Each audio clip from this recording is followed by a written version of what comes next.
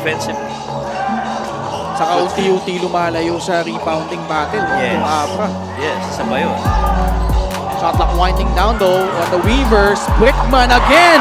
He bails them out with a free! Pangalawang three-pointer na yan ni Brickman na paubos yung oras. He's 2 out of 4 right now from there. He's shooting 50% from 3. Outscoring Caloocan by 10 in this quarter. And then defensively, Jason Brickman has actually, taken on the rope. Free throws have not been kind. Serrano lighting it up from downtown. His first basket here in game number 1. Limited time on the floor pero never limited on his shot-making ability. Oh, wow! Kuma, pumulusok sa loob. Nakakuha ng puntos. May free throw pang kasama. Oh, he was attacking. Daming mintis ng Caloocan dito sa free throw line. Agree. Brickman straight away free. That time flanking off the rim. Joggy Laude is on the deck. He will be helped up by Marquis and Ronnie Matias.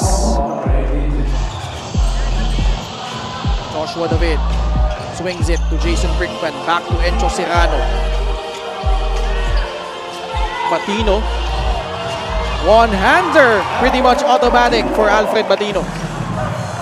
Well, floaters normally, sabi ng mga ibang coaches, that's one of the worst shot that you take. But with the eve of defense is changing and a lot of bigs inside the paint, yung mga guards naging requirement na yan. So that hindi ka basta ma-drop coverage, kailangan checkin mo yan. But rarely do you see it in a big like Batino. 9 points for Jeff Panday, but they're down by 19.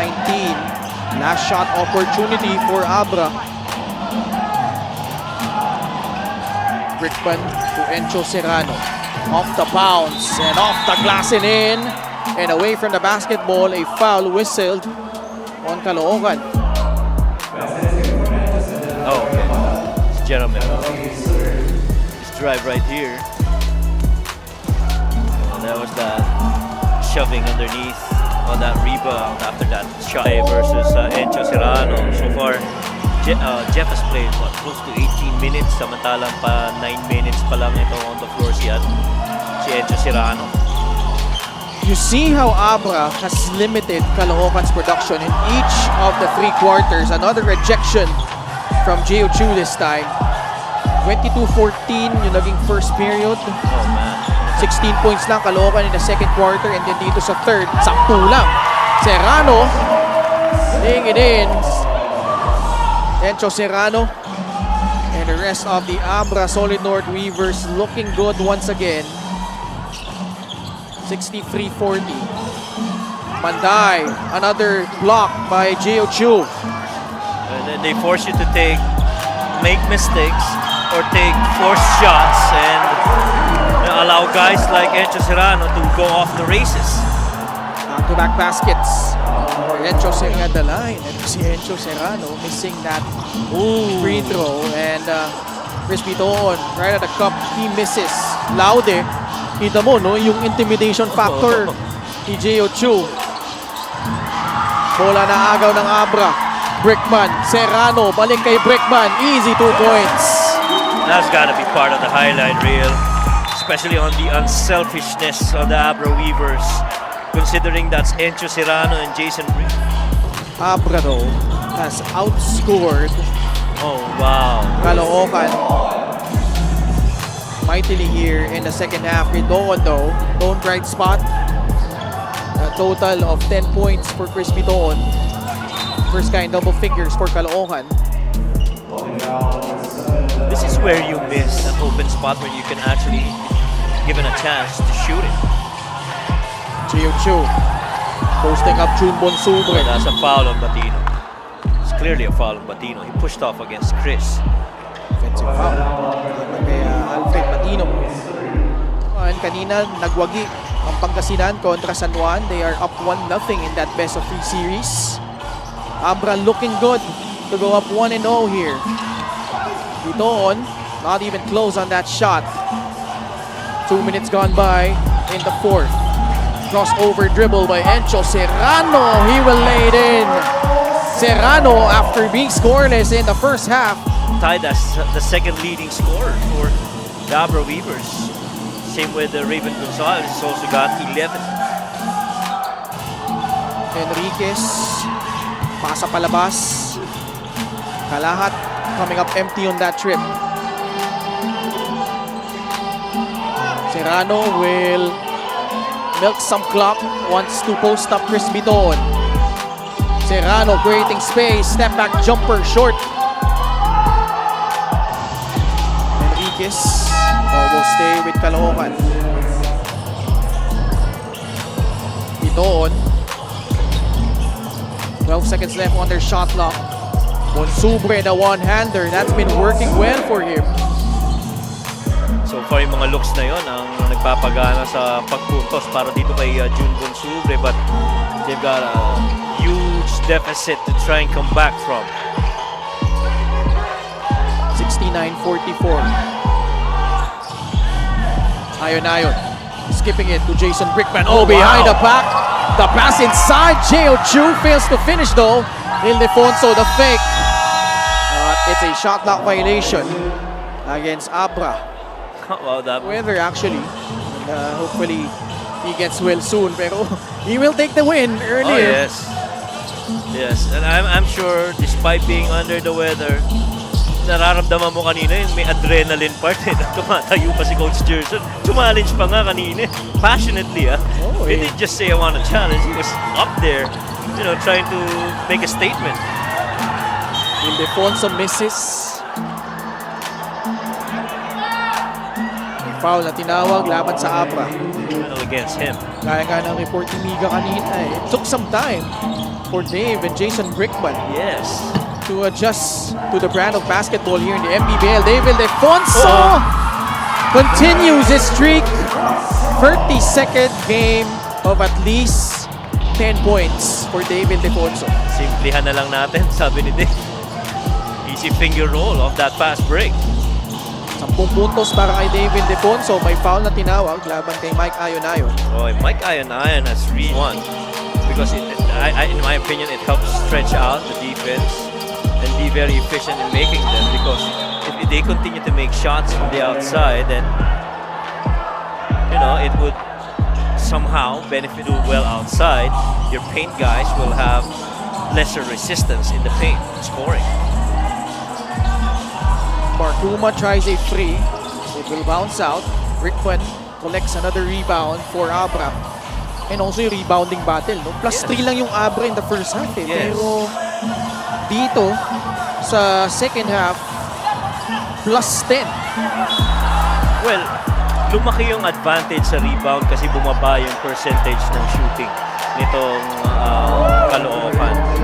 From Take na rhythm dito sa magandang nilalaro ng Abra. He has played within the confines of the system.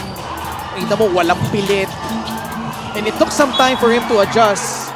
But boy, his best game here in game number 1 against Caloocan.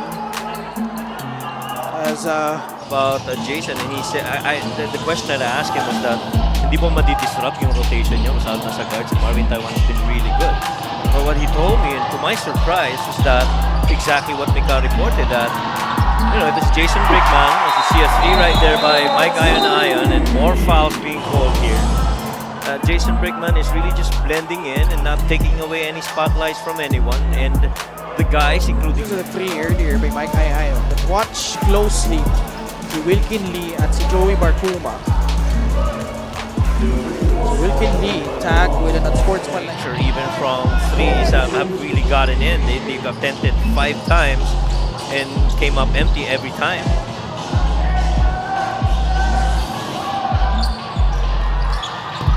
There you go. That's the first make from the outside for Caloocan for Jeff Manday. Basket made by Caloocan. So that's the first time in the entire second half that they made a shot outside the paint. Ildefonso in traffic fails to finish. 75-47. Bola na agaw ng Abra. Panday gets it back for Caloocan. Approaching the 3-minute mark of the fourth. Bidoon spins. Signature move for Mr. Bidoon. Left that ball on his right side, and then spun away, picked it up with the left, with that beautiful English of kissing it off the glass against the Geo. Wilkin Lee stepping back, fires a free. Wilkin Lee gets himself on the board. The homegrown from Lagang Ilang, Abra.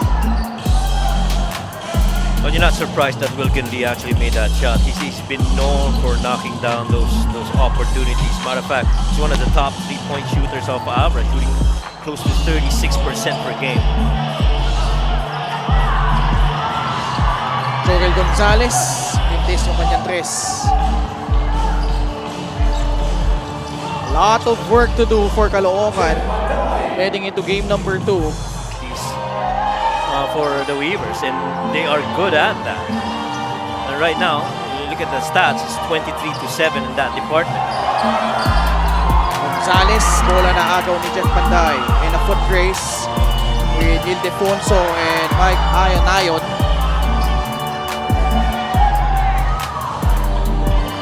Wilkin Lee. Pasa sa loob, Geo Chiu. The first layup is good. And Abra securing game number 1 of this best of 3. Kung pag-uusapan ng fast break story dito sa second half, it's 14-4. And really, that just dominance by the Weavers come the second half. You don't make shots, they will make you pay. Panday really struggling from the field in this game. Actually, hindi. 6 out of 13. Decent output. Decent pa rin, yeah. Gaya ng sabi natin, depensa nitong Abra holding Caloocan to only 21 points in the second half. Actually, both halves 30 points, although 8-point lead lang. And binanggit natin, very key yung magiging takbo ng simula ng third period for Caloocan. Which they started out well, diba? Remember that? Their aim is to get past the North Division semifinals. And a very daunting task at hand against Abra. They were able to dethrone the defending champions in the first round. But here they will fall short. Abra, after a tough game number 2 against Ilagan, Isabela, also had stretches where they had a tough time as well, shaking off Caloocan, but in the end, just too much firepower and able to snatch one against Caloocan. Who step back and kiss myself. Big time plays make big time plays. Woo!